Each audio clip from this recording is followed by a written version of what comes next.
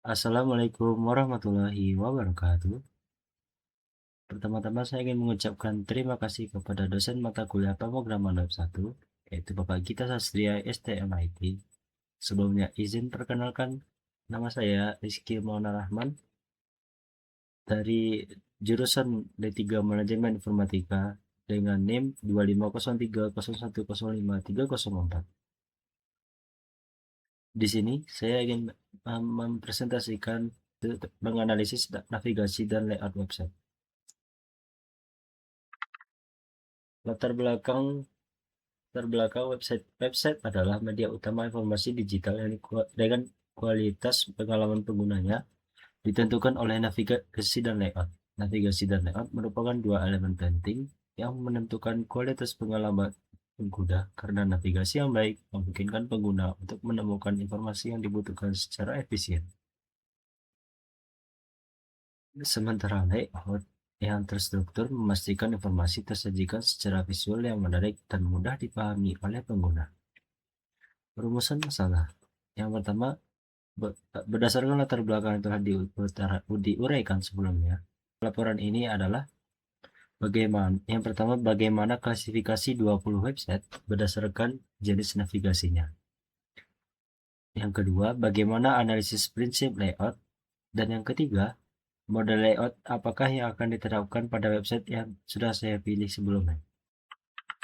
Sebelum masuk ke penjelasan tentang website yang sudah saya pilih, saya ingin menjelaskan sedikit, yaitu yang pertama, website.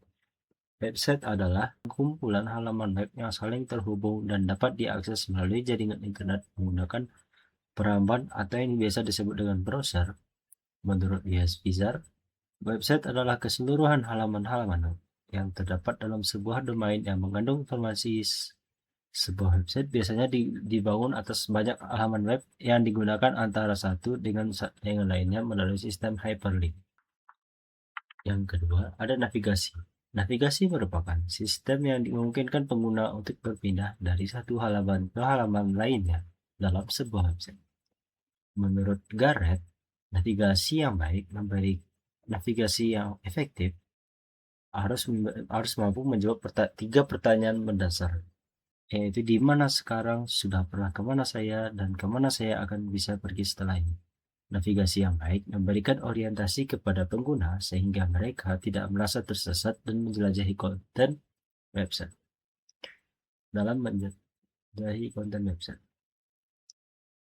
Menurut Fleming, dalam Web Navigation Designing the User Experience, menyatakan bahwa navigasi yang dirancang dengan baik tidak hanya memudahkan pengguna menemukan informasi, tetapi juga menciptakan pengalaman yang menyenangkan dan mendorong pengguna untuk terus menjelajahi website. Nah, lebih lanjut atau lebih dalam. Jenis-jenis navigasi. Yang pertama, navigasi linear. Navigasi linear adalah sistem navigasi yang mengarahkan pengguna mengikuti alur yang telah ditentukan secara beruntun dari awal hingga akhir tanpa ada percabangan navigasi. Navigasi jenis ini umumnya ditemukan pada halaman artikel, formulir survei, dan proses onboarding pengguna baru. Contoh websitenya ada Coursera, Duolingo, TEDform. Yang kedua, navigasi non-linear. Navigasi non-linear memberikan kebebasan kepada pengguna untuk mengakses konten tanpa harus mengikuti urutan tertentu. Pengguna dapat melompat dari satu halaman ke halaman lain secara acak dan berurutan sesuai kebutuhan. Menurut Conklin yang dikutip dalam Wardip, Freund, dan Montfort, konsep navigasi non-linear pada dasarnya merupakan penerapan hypertext dalam struktur informasi di mana setiap node informasi dapat terhubung ke node lainnya secara bebas. Contoh websitenya adalah Wikipedia, YouTube, dan Pinterest. Yang ketiga, navigasi hierarki. Navigasi hierarki menyusun konten dalam struktur bertingkat seperti pohon dari level paling umum atau biasa disebut root hingga level paling spesifik, yaitu link atau daun. Rosenfeld dan Morfield dalam Information Architecture for the Web and Beyond menjelaskan bahwa struktur hierarki merupakan pola organisasi informasi yang paling umum digunakan dalam desain website. Karena sesuai dengan cara manusia mengkategorikan informasi secara mental, struktur ini memungkinkan pengguna untuk menelusuri informasi secara sistematis dari kategori umum menuju informasi yang lebih spesifik. Contohnya seperti Tokopedia. Navigasi campuran. Navigasi campuran merupakan kombinasi dari dua atau lebih jenis navigasi yang diterapkan pada satu website untuk mengkomodasi berbagai kebutuhan pengguna. Menurut Nielsen dan Loranger, situs web yang kompleks umumnya membutuhkan pendekatan navigasi hybrid karena tidak ada satu jenis navigasi pun yang mampu memenuhi semua kebutuhan pengguna secara optimal. Navigasi campuran memberikan fleksibilitas yang lebih besar dan dalam merancang pengalaman pengguna yang komprehensif. Contohnya Amazon. Nah, selanjutnya saya akan menjelaskan tentang prinsip-prinsip layout. Ada 4 prinsip layout.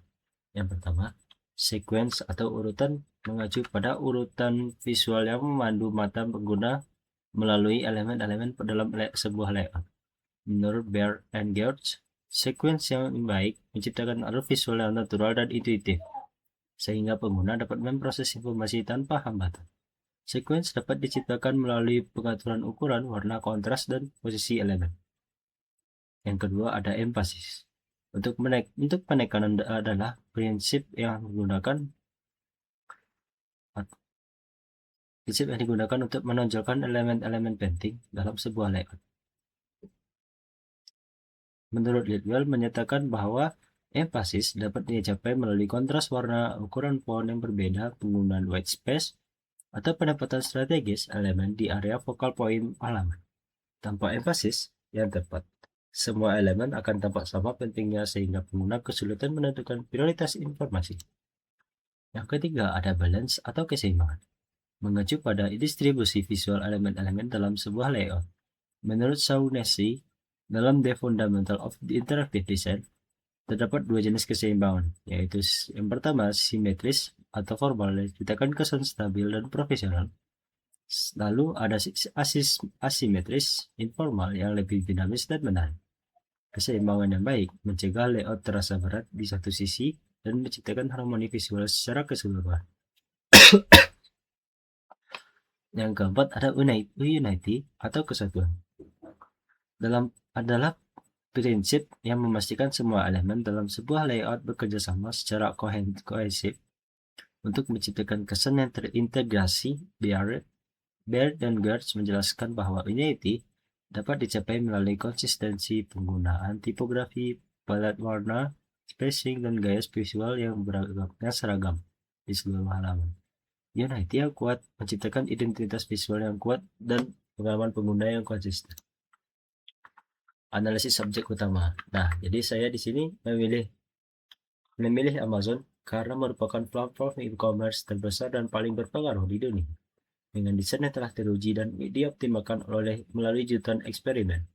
Jenis navigasinya menggunakan campuran, yaitu hierarki pada kategori, linear pada checkout, non-linear pada rekomendasi. Penerapan sequence dan emphasis. Yang pertama sequence. Amazon merancang alur pandang mata pengguna secara sangat strategis dan terukur. Berdasarkan prinsip sequence yang dikemukakan oleh Baird dan Geertz, alur visual pada halaman utama Amazon dimulai dari header yang membuat logo, search bar, dan icon. Keranjang belanja sebagai titik orientasi pertama. Yang kedua, emphasis. Amazon menerapkan emphasis visual yang sangat terarah pada elemen-elemen yang mendorong konversi pembelian. Mengacu pada teori emphasis dari Lidwell, Amazon menggunakan kontras warna sebagai alat penaikan utama tombol Add to Cart dan Buy Now menggunakan warna kuning-orange yang sangat kontras dengan layak latar putih halaman, menjadikannya focal point yang tidak bisa diabaikan oleh pengguna. Yang ketiga ada balance. Amazon mengaplikasikan keseimbangan visual yang bersifat hibrida, memadukan keseimbangan simetris dan asimetris sesuai kebutuhan setiap seksi halaman. Mengikuti definisi balance dari Shaughnessy, Header Amazon menerapkan keseimbangan simetris yang formal. Logo di sisi kiri, search bar di tengah sebagai elemen dominan, dan ikon akun serta keranjang di sisi kanan. Komposisi ini menciptakan stabilitas visual dan kesan profesional. Pada area konten utama, Amazon beralih ke keseimbangan asimetris yang lebih dinamis melalui grade produk berukuran bervariasi. Produk dengan bandage atau penawaran spesial diberikan dimensi yang sedikit lebih besar untuk menciptakan titik fokus yang memecah keseragaman grade.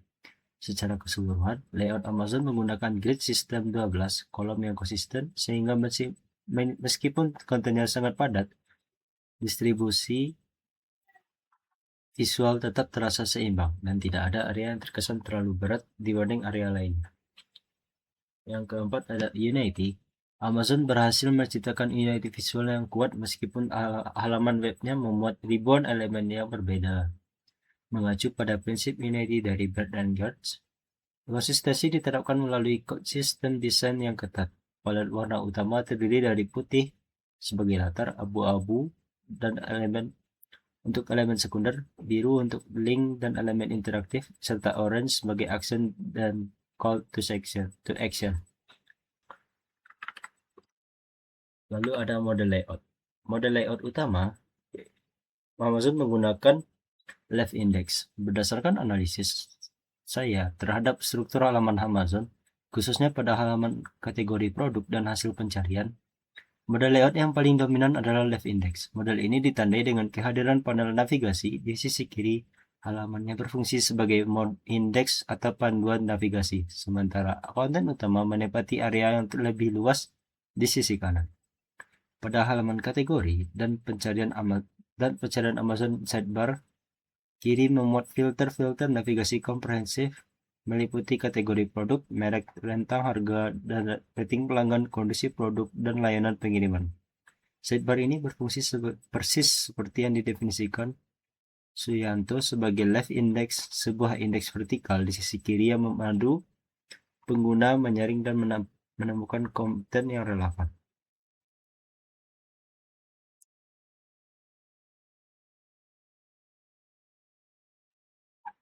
Yang kedua, top index sebagai pelengkap. Selain model left index yang dominan, Amazon juga mengintegrasikan elemen top index pada halaman utamanya. Navigation bar horizontal di bagian atas halaman setelah search bar memuat kategori-kategori utama seperti all, today's deal, customer service, registry, sell, and prime. Ini merupakan karakteristik khas model top index yang dijelaskan sebagai navigasi horizontal di bagian atas halaman.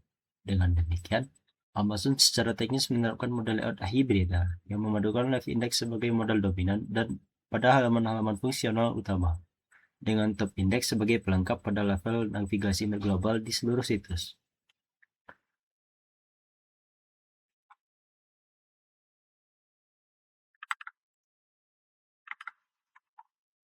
Kesimpulan dan saran.